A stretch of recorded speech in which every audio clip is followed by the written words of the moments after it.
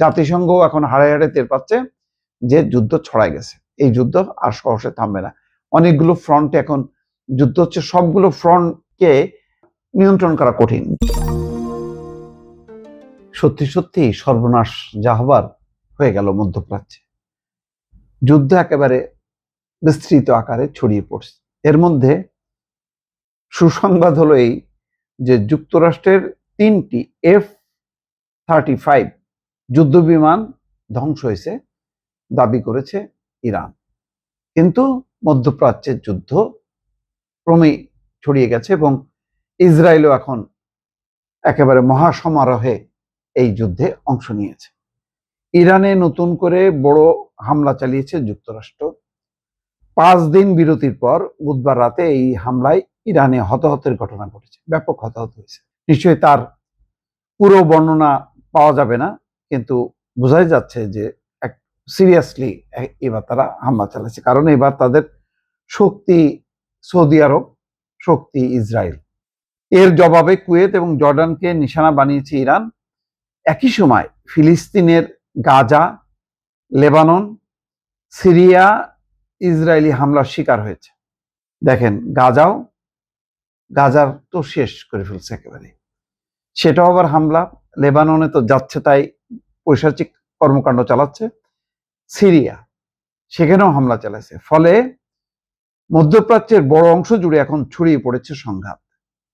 পরিস্থিতি আরো জটিল করছে পাল্টাপাল্টি হুমকি।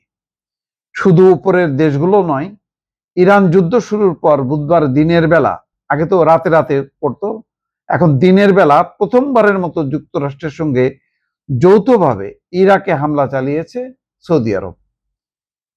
ইয়েমেনের সশস্ত্র গোষ্ঠী হুতিদের হামলার শিকার হচ্ছে সৌদি আরবকেও দিচ্ছে আচ্ছা মতন, মানে ইয়েমেনের হুতিরা।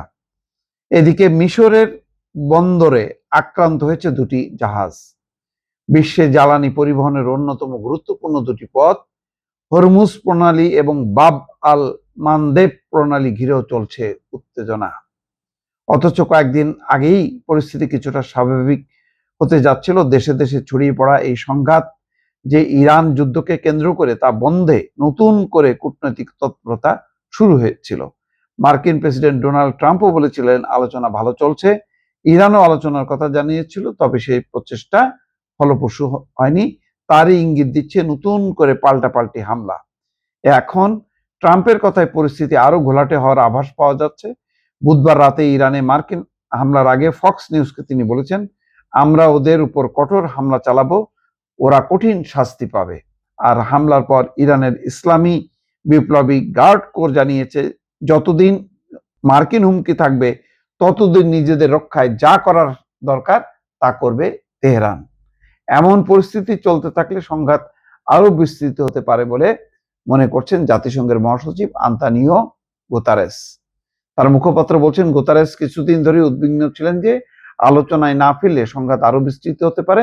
সাম্প্রতিক ঘটনার প্রভাব দেখে মনে হচ্ছে সেটাই হচ্ছে, এগুলো ইতিবাচক সংকেত দিচ্ছে না। তার মানে এখন জাতিসংঘ এখন হাড়ে হাড়ে টের পাচ্ছে যে যুদ্ধ ছড়ায় গেছে, এই যুদ্ধ আর সহসে থামবে না। অনেকগুলো ফ্রন্টে এখন যুদ্ধ হচ্ছে, সবগুলো ফ্রন্টকে নিয়ন্ত্রণ করা কঠিন। যখন আলোচনা শুরু হলো জেনেভাতে, তখন ইরান কিন্তু বলছিল যে 1 নম্বর শর্ত হচ্ছে লেবানন সহ, দক্ষিণ লেবানন সহ সকল ফ্রন্টে যুদ্ধ বন্ধ করতে হবে। ইসরায়েল বলছিল যে না, এই ইসরায়েলের আওতায় না, ইসরায়েল তার আত্মরক্ষার জন্য যা খুশি তাই করবে, এবং দক্ষিণ লেবাননে নির্বিচার হামলা চালাচ্ছিল।